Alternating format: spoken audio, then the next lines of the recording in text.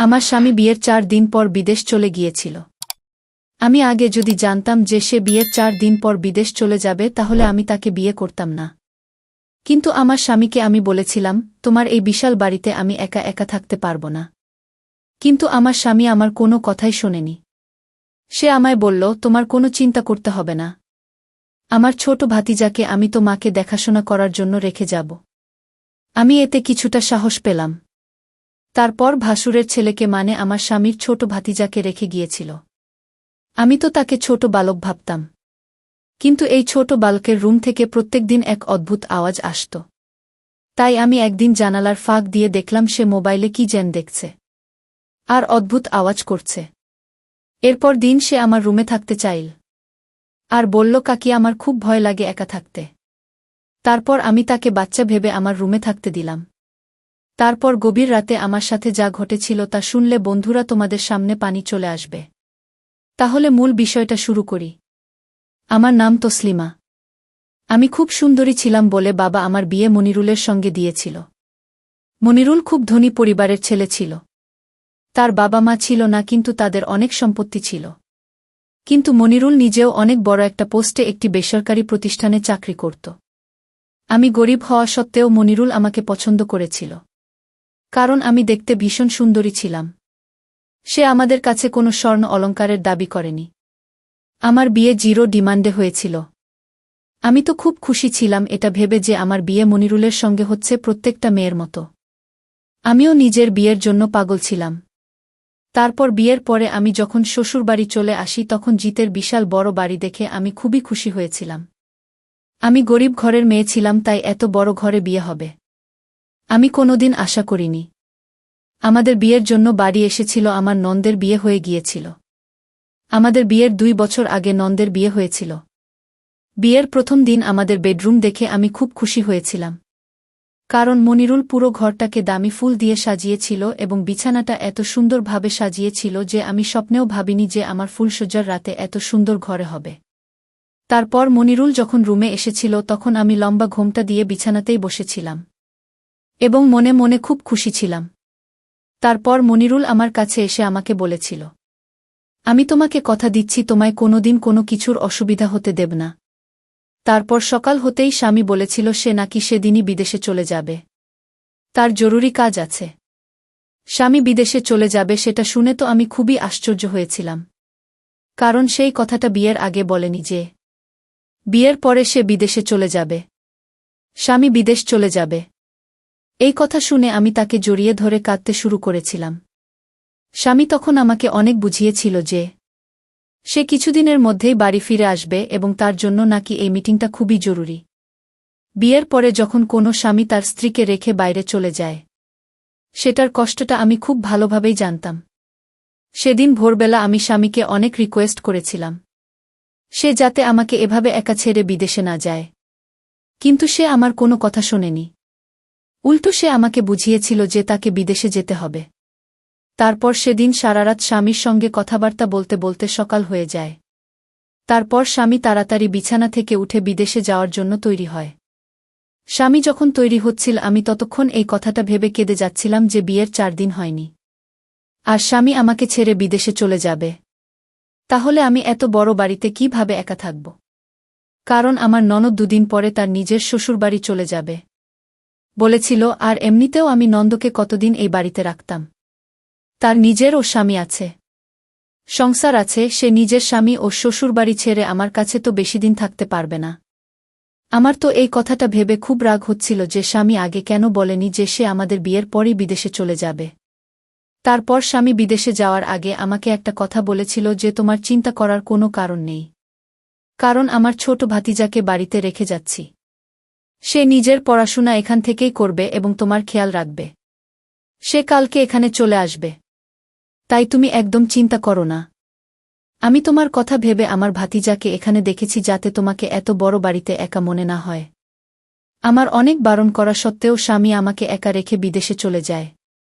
স্বামীর দিন সকালবেলা আমার ননদ ও তার শ্বশুরবাড়ি চলে যায়। সেদিন আমার স্বামীর ভাইস্তা আসার কথা ছিল।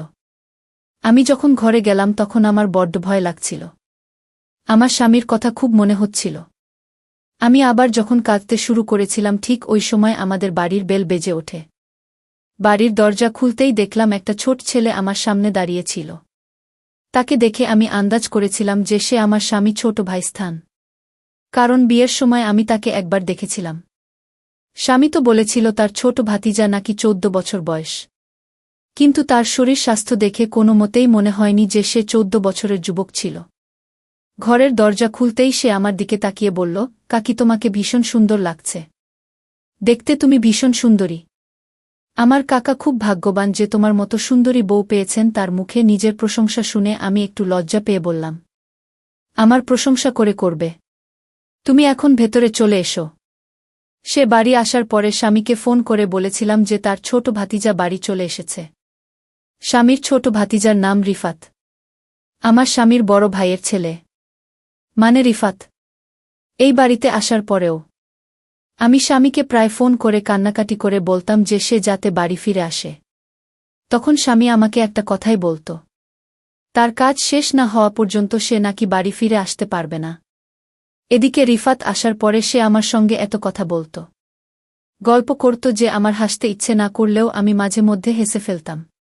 কারণ স্বামীর বিদেশে চলে যাওয়ার পরে আমার মন খুব খারাপ থাকত, যেহেতু আমি স্বামীকে কাছে পেতে চাইতাম। এদিকে ধীরে ধীরে রিফাত তার প্রত্যেকটা কথা আমার সঙ্গে শেয়ার করত এবং সে প্রত্যেকটা দিন আমার সৌন্দর্যের খুবই প্রশংসা করত। ধীরে ধীরে আমার মনে হতে লাগল যে সে হয়তো আমার কাছে কিছু চাওয়ার চেষ্টা করছে। কারণ আমি যখনই রান্নাঘরে রান্না করতাম তখন সে হঠাৎ করেই আমার রান্নাঘরে এসে দাঁড়িয়ে থাকত এবং আমাকে ভয় পাইয়ে দিত। আমি তো তাকে ছোট বালক ভেবে কিছু বলতাম না, কিন্তু তার এই ব্যবহার আমার ভীষণই খারাপ লাগত। সে আমাদের এখানে একটা স্কুলে ভর্তি হওয়ার কথা ছিল। সে বাড়ির বাইরে গেলে আমাকে কিন্তু বলে যেত। একদিন রিফাত বলল, কাকি তুমি একা একা রুমে ঘুমাতে ভয় পাও না? আমি তো রিফাতের কথা শুনে তার কথাকে ঘুরিয়ে দেওয়ার চেষ্টা করেছিলাম, কিন্তু সে প্রত্যেক দিন আমাকে একটাই কথা বলত যে কাকি আমি তোমার রুমে ঘুমাতে চাই, কারণ আমি এই এত বড় বাড়িতে একা রুমে থাকতে ভয় পাই। আমি তো প্রত্যেকবার হেসে তার এই কথাকে উড়িয়ে দিতাম, কিন্তু ধীরে ধীরে তার এই কথার মানে আমার কাছে ব্যাপারটা অন্যরকম মনে হয়। আমি তখন ঘরের ভিতরে দরজা বন্ধ করে স্বামীকে ফোন করতাম এবং কাঁদতাম, কিন্তু আমি নিজের মনের কথাগুলো স্বামীকে কোনোদিন বলতে পারতাম না। একদিন রাত্রিবেলা আমি যখন নিজের ঘরে ঘুমিয়েছিলাম, তখন মনে হলো ছোট ভাতিজার ঘর থেকে, মানে রিফাতের ঘর থেকে যেন কিছু একটা আওয়াজ আসছে। আমি ওই আওয়াজ শুনে তো ভয়ে চুপচাপ শুয়ে পড়েছিলাম। আমার তো সাহস হয়নি এটা দেখার যে তার ঘর থেকে ওটা কিসের আওয়াজ আসছিল। এমনকি বেশ কিছু দিনে আমি তার একটা বিষয় লক্ষ্য করেছিলাম।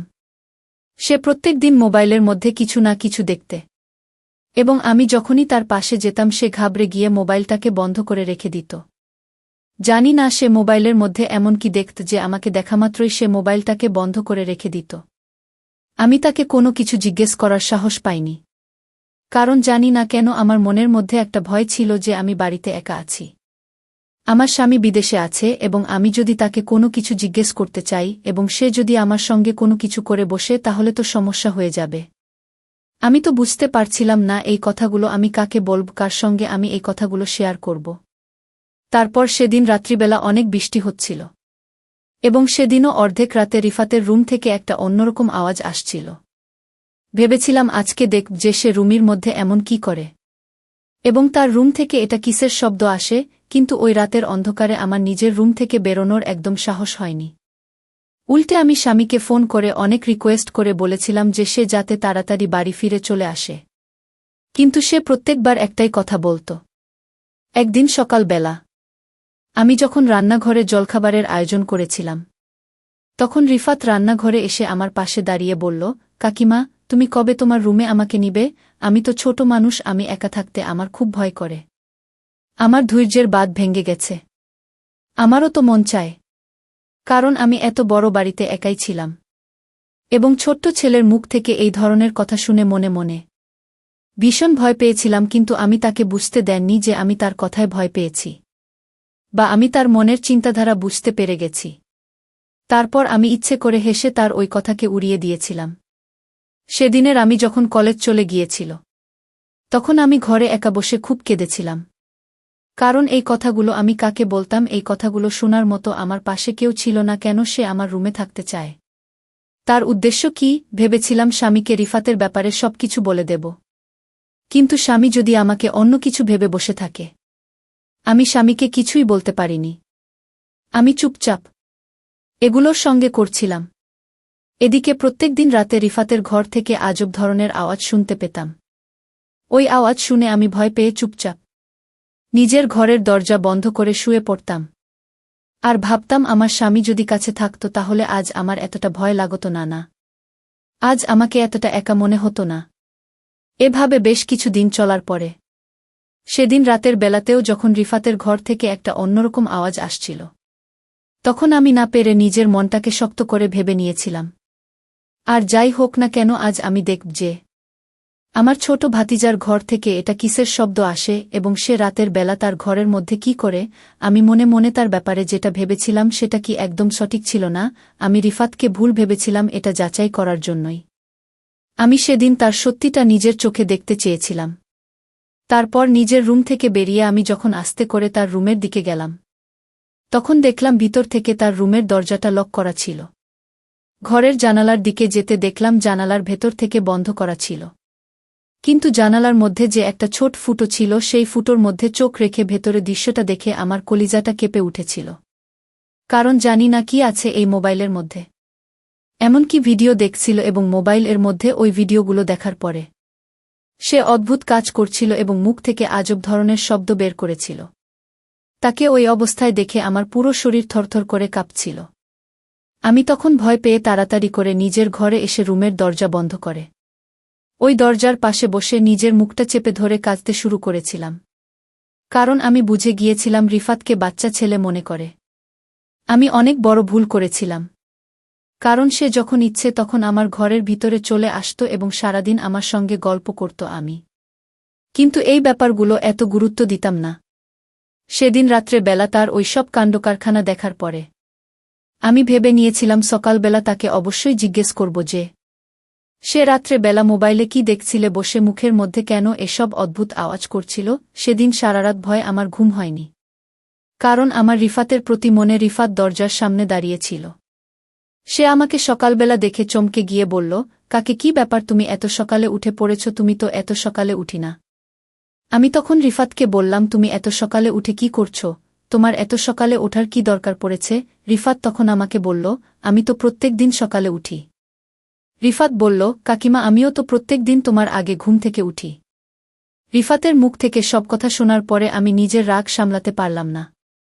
আমি বলেছিলাম, রিফাত আমি তোমাকে আমার রুমে জায়গা দিব, কিন্তু তার আগে তুমি আমায় একটা সত্যি কথা বল। রিফাত বলল, কাকিমা আমি কোনো সময় মিথ্যা কথা বলি না। আমার মিথ্যা বলার কোনো ভাষা নেই। আমি রিফাতকে বললাম, রিফাত তুমি বলো মোবাইলে প্রতিদিন রাতে কি দেখো? রিফাত বলল, কাকি তুমি কাকার সাথে রাতে যা করার তাই দেখি। আমি এই ছেলেটার কথা শুনে খুব অবাক হয়ে গেলাম। আমি মনে মনে সিদ্ধান্ত নিলাম, তাকে দিয়ে আমার সকল কার্যকলাপ করাতে হবে। আমি তো ভেবেছি সে একটা ছোট্ট বাচ্চা বালক, কিন্তু সে তো ছিল আমার স্বামী চাইতেও বড়। বন্ধুরা, প্রচুর শীতের জন্য আজ গল্পটি শেষ করতে পারছি না। এই গল্পের দ্বিতীয় পার্ট আগামীকাল দেওয়া হবে। সেই পর্যন্ত সবাই ভালো থাকবেন, সুস্থ থাকবেন। ভিডিওটি দেখার জন্য তোমাদের অসংখ্য ধন্যবাদ।